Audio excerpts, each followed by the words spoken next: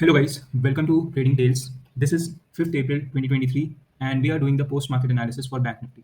So इस video में हम डिस्कस करने वाले हैं कि आज बैंक निफ्टी ने पूरे दिन मूवमेंट कैसे करी है और हमारा कौन सा ट्रेड वहां पे बना है. So let's start with the first candle. Market आपका आज गैप अप ओपन होता है. गैप अप होने के बाद आपकी ये जो फर्स्ट कैंडल बनती है वो एक रेड कैंडल बनती है विद अ लॉन्ग विक. ठीक है, यहाँ पे हमारा एक पिंक लाइन का सेटअप जो है एक पॉइंट से एक्टिवेट होने से रह गया, जिसकी वजह से हमारा जो फर्स्ट ट्रेड है वो एक्टिव ही नहीं हुआ. लेकिन मैंने ग्रुप पे अपडेट करा था कि यहाँ पे कोई अगर रिस्की ट्रेडर है, उसे अगर रिस्की ट्रेड लेना है तो वो यहाँ पे ट्रेड कर सकता है. और यहाँ पे आपका रिस्क रिवॉर्ड बहुत अच्छा दिख रहा था. लेकिन जब मैं कल रात को चेक कर रहा था DJI और SGX निफ्टी, तो वहाँ पे आपका जो मार्केट था नेगेटिव में दिखाई दे रहा था. और सुबह में सो के उठा जैसे ही तो जो आपका मार्केट है गैप अप ओपन हो गया.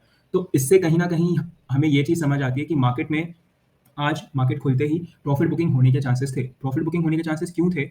बिकॉज आप अगर देखेंगे तो जो आपकी बाइंग आई है वो बाइंग आपकी यहाँ से आई है. इस लेवल से बाइंग आपकी स्टार्ट हुई है और वो बाइंग आपकी यहाँ पे आपका मार्केट गैप अप खुला और गैप अप खुलने के बाद आपका जो मार्केट है यहाँ पे प्रॉफिट बुकिंग आई. ठीक है, इसको हम और भी अभी डिस्कस करेंगे ब्रीफ में कि ये चीज़ क्यों होती है मार्केट में. ठीक है, फिर हम आगे बढ़ते हैं.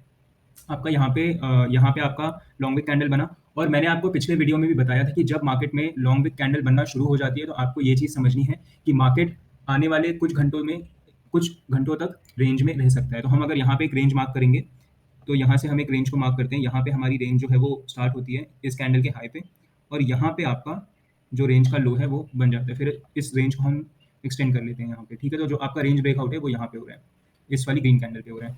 ठीक है, तो यहाँ पे आपका मार्केट एक रेंज में था, एक रेंज में मूव कर रहा था. यहाँ पे ये जो गैप है ये गैप फिल करा मार्केट ने. गैप फिल करने के बाद जो आपका प्रीवियस डे क्लोज है मार्केट वहां पे आता है, वहां से सपोर्ट लेके मार्केट धीरे धीरे धीरे धीरे करके ऊपर जाता है. ठीक है, जैसे ही यहाँ पे मार्केट ने इस पिंक लाइन को क्रॉस करा with a strong green candle, मैंने ग्रुप पे अपडेट कर दिया था कि यहाँ से हम एक पुल बैक का वेट करेंगे.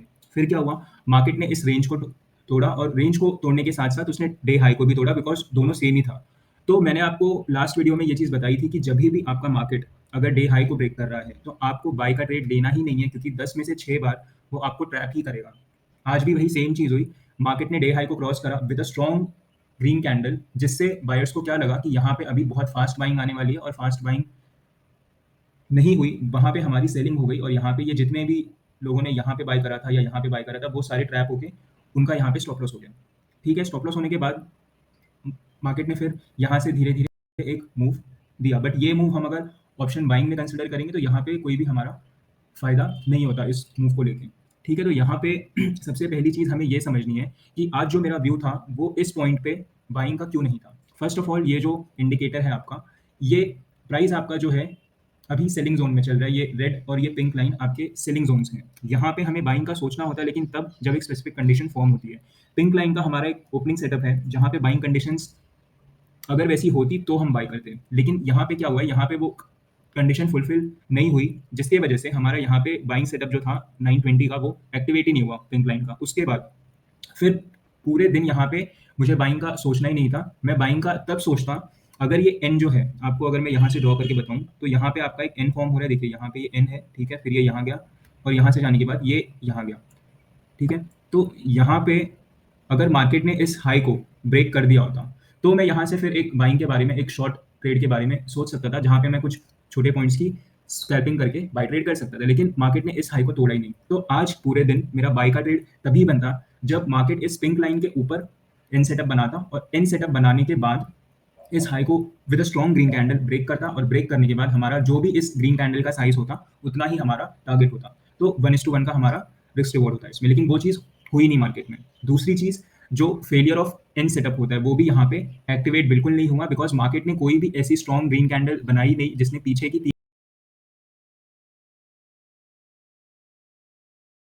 कैंडल्स को पूरी तरीके से एनगल्फ किया हो. देखिए यहाँ पे ऐसी कोई भी स्ट्रॉन्ग रेड कैंडल नहीं बनी है जिसने पीछे की 3 कैंडल्स को एनगल्फ करा हो. यहाँ पे एक कैंडल है लेकिन ये स्ट्रॉन्ग रेड कैंडल बिल्कुल नहीं है, इसमें एक विक है. ठीक है, यहाँ पे तो हमारा फेलियर ऑफ एन सेटअप भी नहीं बनता है और हमारा जो एन सेटअप है पिंक लाइन के ऊपर वो भी फॉर्म नहीं हुआ और प्लस हमारा जो बाइंग का सेटअप था 920 का पिंक लाइन का वो भी फॉर्म नहीं हुआ. तो हमारा आज बाइंग का कोई भी ट्रेड फॉर्म नहीं हुआ, हमारा सेलिंग का भी कोई ट्रेड फॉर्म नहीं हुआ, जिसके वजह से आज हमारा पूरे दिन में कोई भी ट्रेड एक्टिवेट ही नहीं हुआ बैंक निफ्टी पे 5 मिनट के टाइम फ्रेम पे. ठीक है, तो ये हो गई आज की बात. अभी हम डिस्कस करते हैं कि बैंक निफ्टी को लेके आने वाले दिनों में मेरा क्या व्यू है, ठीक है? तो वो चीज़ डिस्कस करने के लिए हम सबसे पहले यहाँ चल लेते हैं थोड़ा ऊपर, और मैं आपको यहाँ पे मैं टाइप करके बताता हूँ, ठीक है? तो देखिए यहाँ पे सबसे पहले आप अगर वीकली टाइम फ्रेम पे जाएंगे, वीकली टाइम फ्रेम पे आप अगर चेक करेंगे जाके बैंक निफ्टी को, तो बैंक निफ्टी का जो प्राइस है वो RSI 40 के नीचे आ चुका था 15 मार्च के अराउंड। आप ये चीज़ जाके क्रॉस चेक कर सकते हैं, और जैसे ही ये 15 मार्च के अराउंड 40 के नीचे पहुंच रहा था, मैंने टेलीग्राम ग्रुप पे अपडेट कर दिया था कि यहाँ से आप लॉन्ग टर्म बुल रन का एक्सपेक्टेशन कर सकते हैं, क्योंकि यहाँ से आपका मार्केट ऊपर जाने वाला है। ये चीज़ कंफर्म कैसे हुई? जब आपका नेक्स्ट वीकली कैंडल है, आप अगर वो चेक करेंगे जो 15 मार्च वाला वीक है, जो उसके बाद वाला वीक है, वो आप चेक करेंगे तो वो एक प्रॉपर स्ट्रॉन्ग बाइंग कैंडल बनी हुई है बैंक निफ्टी की, ठीक है? तो इससे हमें कहीं ना कहीं इंडिकेशन मिल चुका है कि मार्केट ने आज से कुछ 2-3 हफ्ते पहले ही बुल रन का स्टार्ट कर चुका है, और ये चीज़ मैंने साफ-साफ टेलीग्राम ग्रुप पे प्रॉपर एक्सप्लेन करके लिखी हुई थी कि आप अगर चाहें तो यहाँ से आप इंडेक्स फंड्स में इन्वेस्टमेंट भी कर सकते हैं, जिससे कि आपका जो आप एकदम लोवेस्ट पॉइंट पे वहाँ से बाय करते हैं इंडेक्स को, ठीक है? तो यहाँ पे आपका जो है हमें ये चीज़ पता चल गया है कि जो बैंक निफ्टी है वो एक बड़े टाइम फ्रेम पे आपका बुलिश है। तो यहाँ से जो मेरा व्यू है बैंक निफ्टी को लेके वो ये है कि मैं आने वाले दिनों में बैंक निफ्टी के बाय ट्रेड्स को ही लेने वाला हूँ। मैं सेलिंग के लिए ज़्यादा अग्रेसिव नहीं रहूँगा, ठीक है? तो यहाँ पे अब हम इस चीज़ को इंडिकेटर की हेल्प से भी कंफर्म करते हैं। देखिए, मैंने आपको क्या बताया कि जो आपका ये रेड बैंड है और ये पिंक बैंड है, ये आपके सेलिंग बैंड्स हैं, ठीक है?